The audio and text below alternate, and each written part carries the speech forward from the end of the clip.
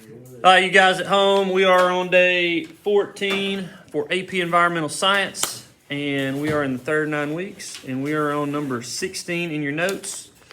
We're going to be talking about some air pollution issues for the day. These are my handwritten notes, so you get to see the good stuff here. We will talk and fill in the parts that are not completed, though. So if you guys will turn to page 68 in your book, we'll get started. Is our test in yet? I put your test in on Friday, I think, if I'm not mistaken. I can tell. My brain drops drastically. Now, I did not put in your notes yet. I'm still working on getting those graded. So notes will go in. That should help you out a little bit. I put in the progress check grade, which was basically if you got at least half of them correct, you got full credit for those. If you even attempted them, I didn't count it against you. The only way you got a 0 is if you didn't do it.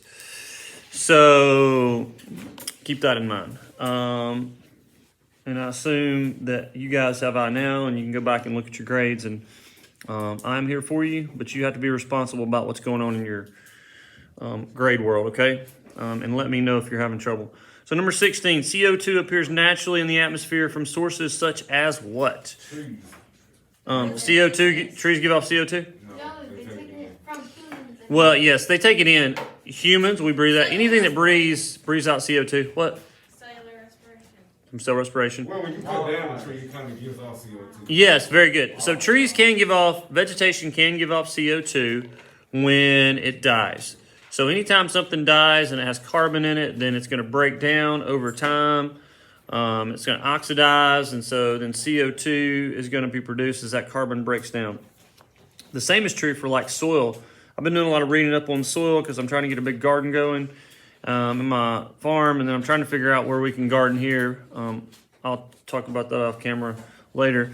And the one thing that I have read is that if you have good, rich, organic soil, like good, dark soil, if you till it up and expose it a lot, basically that carbon gets exposed to the air and it breaks down, and that organic matter breaks down quicker and it's released. And in doing so, you lose a lot of good organic matter.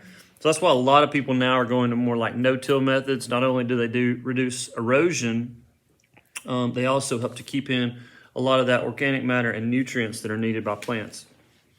So, what are some other natural sources besides us breathing out and when organic matter breaks down?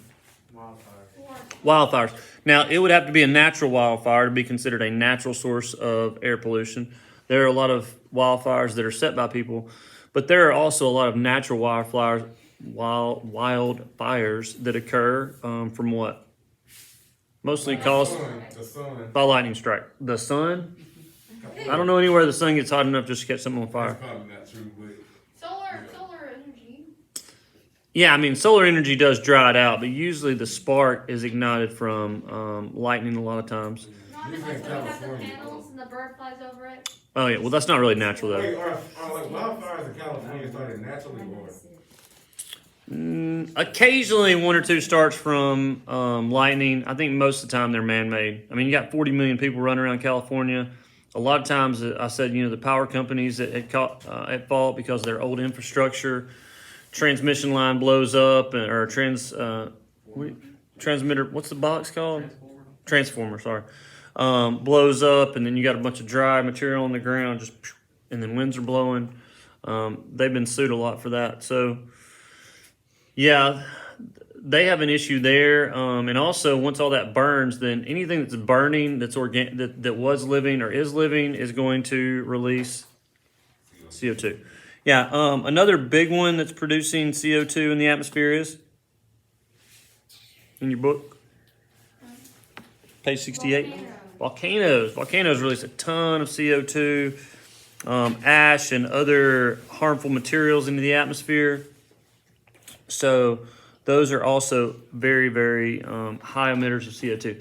Now, we typically don't focus too much on natural emitters of CO2. Why?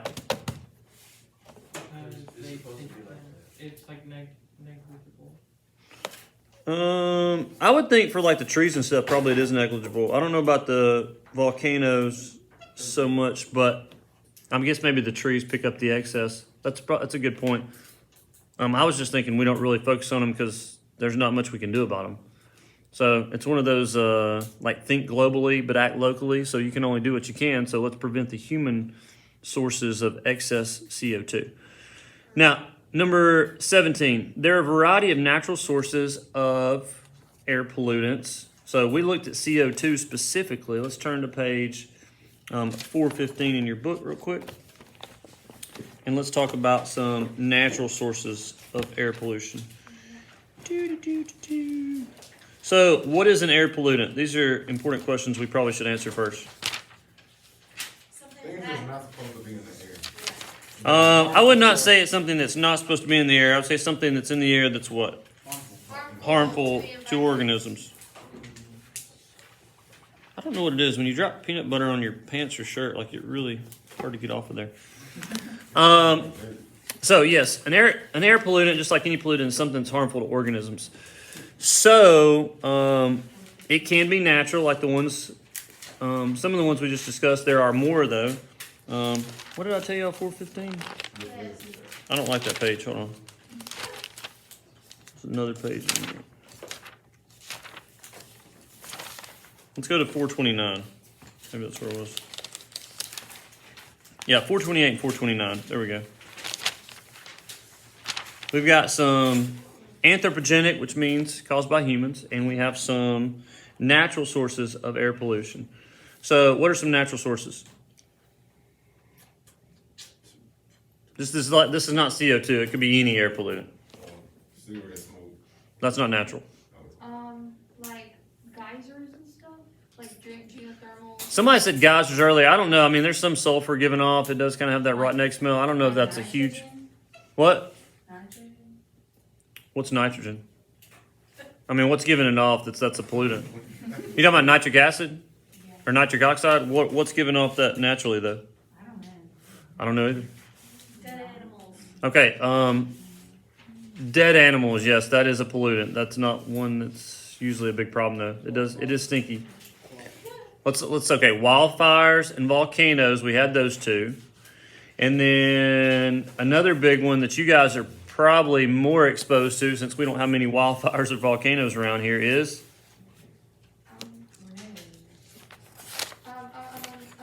Tornadoes.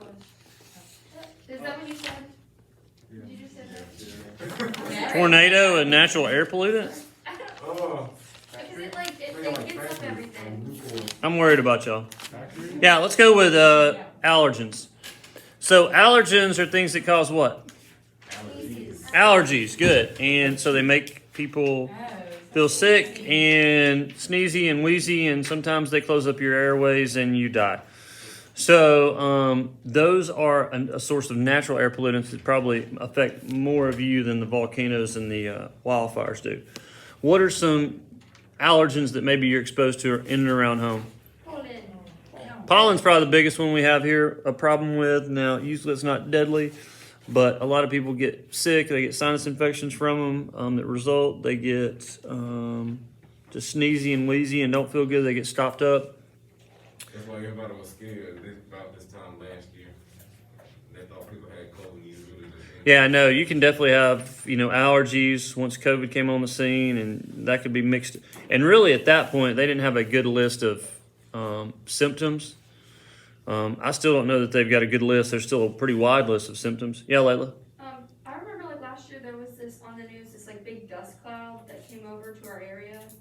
Do you guys remember that? To I don't hear, remember if it was a giant dust. Do you remember something? Yeah, boy, summer when we were in Atlanta.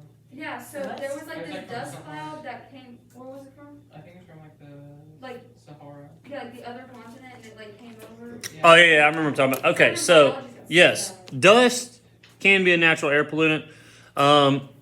When we get to the water pollution unit, actually, in the next, which is our next unit, we'll talk about Saharan dust storm events. And so typically they don't get up here where we are in Alabama or Georgia. Usually they kind of like stall out or get rid of most of their dust about the Caribbean. So there's a lot of Caribbean islands where that Saharan dust like basically like dumps in the area. And there's a large number of asthma, respiratory related issues from that. That's good. A lot of times there's a fungus that's carried over that kills a bunch of, gosh, what is it? Some type of sea fan, which is like a underwater, I can't remember if it's a sponge or a coral. Anyway, y'all can look up sea fan. But yes, that could be another good natural air pollutant. Or if you watch the movie Hidalgo, it could be one of those giant dust storms you have to ride through on your horse. Right, Andrew? Yes. You know what I'm talking about, those giant dust storms? You know where like they go all the way up to the... Like the Dust Bowl? Yeah, well, except bigger. They still have those nowadays. I'll have to show y'all one. It looks very apocalyptic, but... Anyway, part D, indoor air pollutants. So on 428, you guys at home, you have an assignment to find 6 to 8 air pollutants in your home and identify those and send them in to me. The people in class here, I've charged you with finding 6 or 8 indoor air pollutants either at home or at school or at work. So you guys will bring that in tomorrow. That's really your only homework for tonight. We're going to work on something else later, but that's your homework. So I want you to think in your home, need to be inside or in the school, or if you work somewhere, some examples of air pollutants. Number 18, blank is an indoor air pollutant that is classified as an asphyxiant. Asphyxiant means what?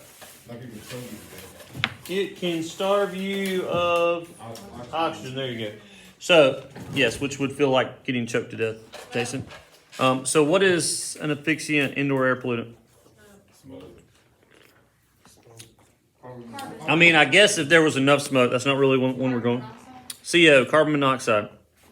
So, we need to talk a little bit about carbon monoxide because I may save your life one day. You're supposed to have a carbon monoxide detector like in every room, in every floor. I doubt many of you have that. They're $20 or $30, and that'd be a big investment in an older home that didn't have many. You at least need to have one on like every floor of your home where there's a lot of air coming through so that you can hopefully detect if there's some carbon monoxide leaking somewhere. Because carbon monoxide kills you how? Silently. Yeah. Your white blood cells say, do I want oxygen? No. They like the carbon dioxide better than the oxygen, so they don't take up the oxygen. You were close, Layla. Red blood cells. Good. Sorry. So this is how, from a physiological standpoint, so your body, if it's your red blood cells are able to choose carbon monoxide molecule or oxygen, they're both there, it's going to pick the carbon monoxide. Carbon monoxide is not oxygen, so there's no oxygen going to your cells in your body, and you start feeling sleepy and tired, and you go to sleep. Did somebody tell me about somebody that Sophie did up there. was Sophie? Was that you talking about the other? Who was that person? Garner's brother or something. It's Garner's brother. Brother did that? I don't know. Yeah. So carbon monoxide. I'll tell you how my wife almost killed me with carbon monoxide in a second.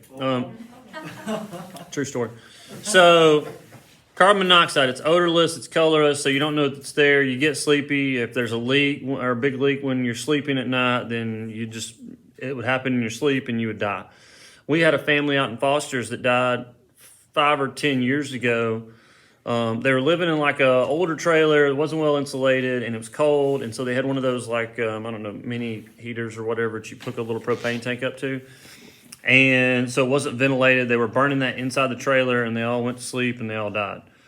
There were 3 or 4 of them. And then up north a couple years ago, you see like one of these every year, at least a family somewhere around the U.S. Up north, there was a family. Somebody had like went shopping or something, and they'd come in and they'd parked in the under house garage, like that was kind of on the basement, I guess. Closed the door. I guess they were busy and got the stuff out of the car, and they forgot to shut the car off.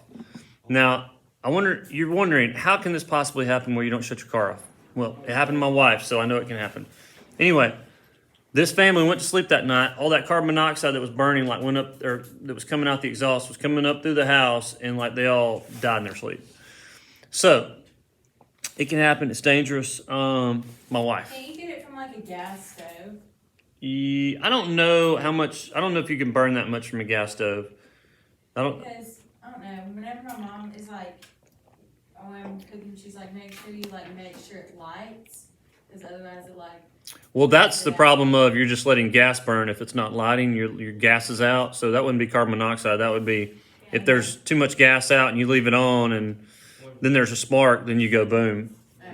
That's what Layla and I were talking about the other day at her house. What is it like, you know, with people when they try to commit suicide, they tie like a hose or something to the exhaust pipe of their car and then. There's a lot of carbon monoxide released from your car exhaust. Okay. So, speaking of, my wife, this is when we lived in Inverness, when we first got married, and she had a Corolla, and so went out and went grocery shopping one Saturday morning. This is before we had kids, and it's like rainy Saturday, and not much going on. So we were just hanging around the house, cleaning, like taking a nap or something, and so she came back about 10 o'clock in the morning. We were doing whatever throughout the day. About 3:30, I go out in the garage to get something. Excuse me. So I look, and the car's running. So Corolla doesn't make a lot of sound when it's running, and so I was like, what is the car running? I was like, oh my gosh, that's been running since like 10 o'clock this morning. It's a wonder we're not all dead. And so I don't know how much carbon monoxide was in that garage, but I imagine that we were, because the doors to the house like are pretty sealed pretty well, that it didn't let a lot in through the garage. And you know, around the garage, they have like at the corners of them where it goes up and down, usually there's a slight little crack or something. So it's not completely airtight like most of your homes are. And so, fortunately for us, most of that kind of leaked out throughout the side of the garage. But for some people, you know, it doesn't happen when they leave it on. And yeah, you do hear people using that as a means of. I saw it in a movie one time. We watched the co2.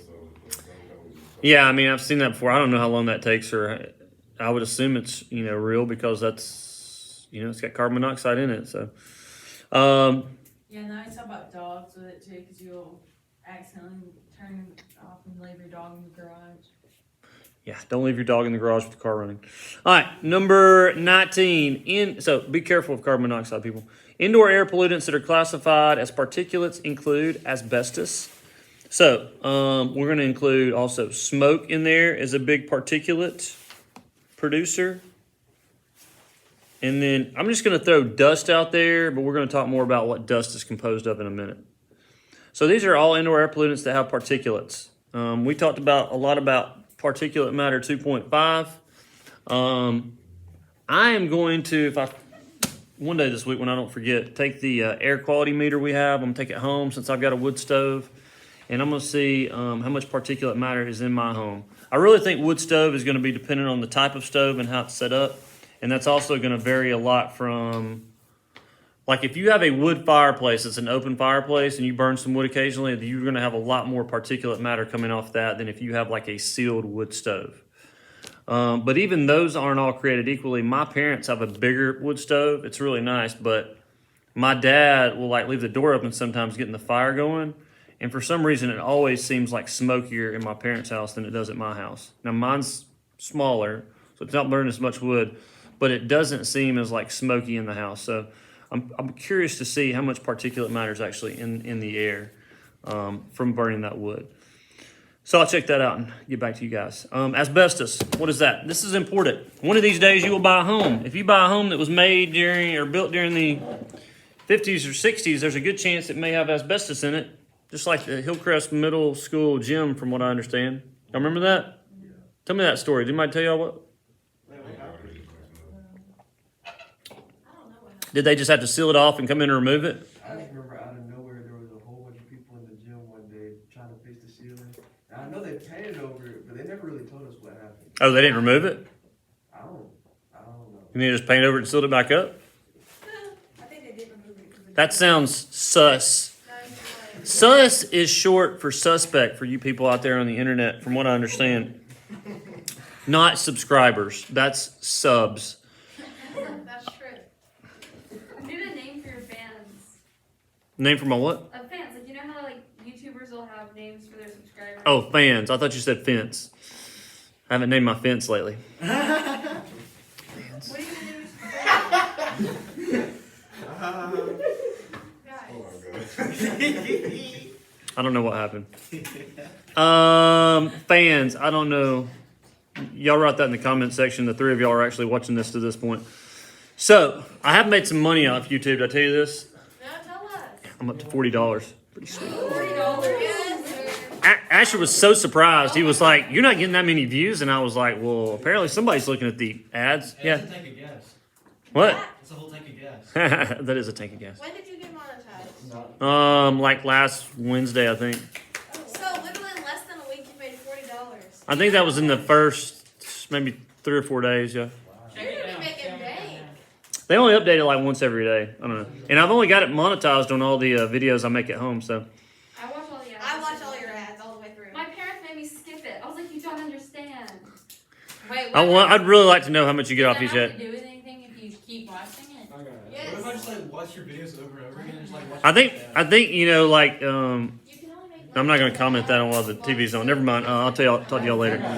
All right. Let's see here. Asbestos. Oh yeah. Let's talk about people dying of cancer. So asbestos causes cancer. Y'all probably seen these commercials saying if you were exposed to asbestos, there's a likelihood that you might have what type of cancer? lung cancer. What kind of lung cancer? Not a good one. Starts with an M. These commercials are on all the time, or they used to be. Malign. Mesothelioma. Good, DeQuinte. Thank you. So, apparently, like a lot of old naval ships had asbestos in it, because I always hear like the people talking about that. But this could be in your home, in the ceiling. It could be in the school. And so the fibers from that insulation, like it was a really good insulation. It was fire retardant and worked really well. But unfortunately, when you breathe those fibers in and get them in your lungs, then it can cause lung cancer. And so it's also in like tiles, so like floor tiles, like you see in our school here. We actually had asbestos in our floor tiles in the old house that we bought over here. That they used to make some that were, these are like a foot by a foot, but there were ones that were like 9 by 9. And so the asbestos is in the tile. So typically like you're walking on the tile, it's not a big deal. But half the tiles when we bought the house were cracked and messed up, so we had to remove them. And so we had to hire a company to come in like full gas mask, like that teacher around the corner, and like a whole ventilation system pulling the stuff out of the dust and stuff out of your house.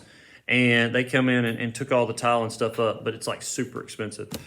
Anyway, so, and then like a lot of times homes in that era also have asbestos siding on the outside. So I don't think that's probably that big a deal unless you get on there and start pulling the siding off and the tile, you know, the siding cracks.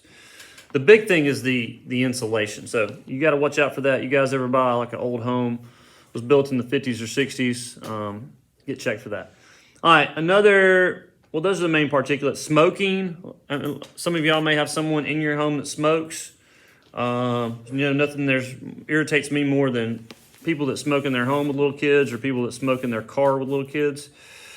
But that's another big particulate example. Now, we've got first-hand smoke is when you, second-hand smoke is when, and third-hand smoke is, When you've been around someone who's drinking and smoke. Secondhand smoke.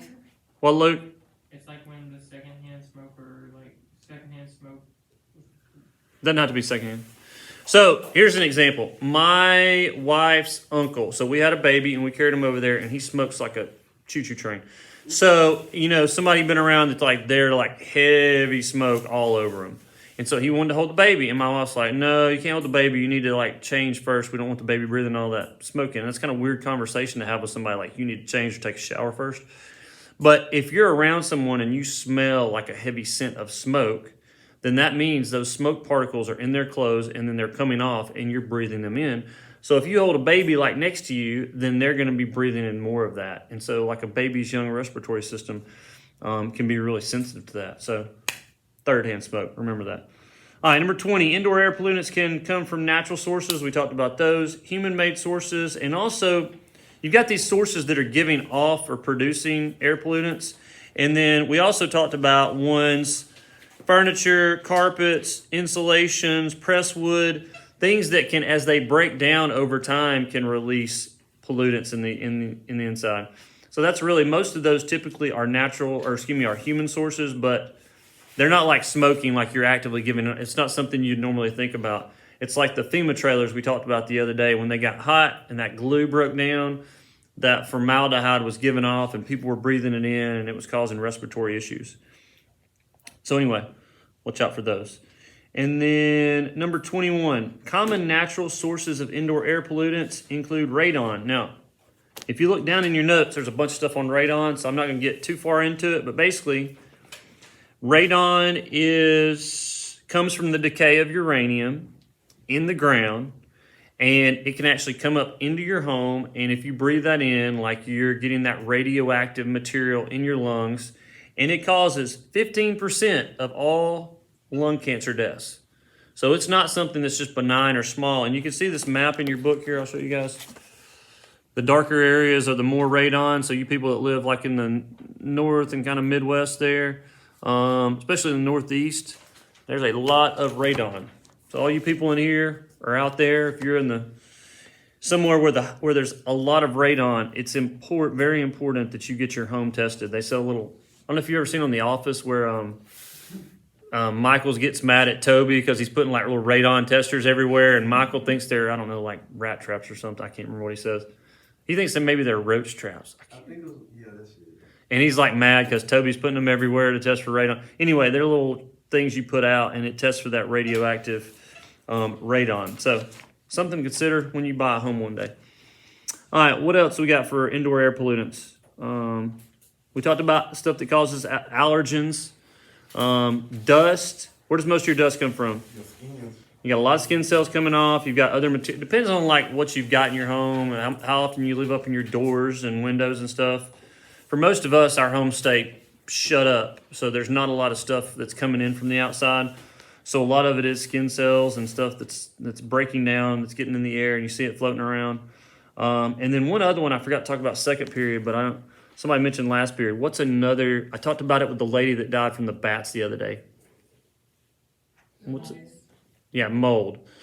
Mold is another one. So like black mold, if you get that in an area like where there's a leaky faucet in a bathroom or something, that can develop and you can breathe that in. So mold is another one that can be very, very harmful. What's one way to fight against those indoor air pollutants? The natural ones. Filters, yeah. I mean, when I go to Lowe's or Home Depot, like I always buy the cheapest one, but my kids are outside a lot and I'm not too worried about it, and they don't have many allergies to things that they're naturally exposed to. But some of you who have you're very sensitive to pollen and smoke and stuff like that, the particulate matter, then I would make sure you can buy like HEPA filters. You can buy like really fancy filters that go in there that trap more stuff. And so the more you run those filters, the more it's going to filter that air out as you're going through there. How often does anybody responsible for changing filters at home? Colby, you the only one? Air filters? Yeah. Have you ever seen it come out? Yeah. Have you ever seen them come out and they're really nasty, like dusty? Yes. It kind of looks like the ones from the dryer. Kind of looks like the one from the dryer. That's a good description. Yeah, it really depends on how often you change it. I usually do it like once a season. So like every season I'll try to go in and change it. I imagine the more the merrier, but it definitely needs to be changed. And also, it not only cleans the air, but it also helps the air, like your air unit, to work better. When it gets stopped up, the air conditioner or the heat pump has a hard time pulling air in and heating it or cooling it. So you need to change it every so often to keep that air flowing in. Okay? All right, any questions? We're going to stop at 21. You guys have a great day.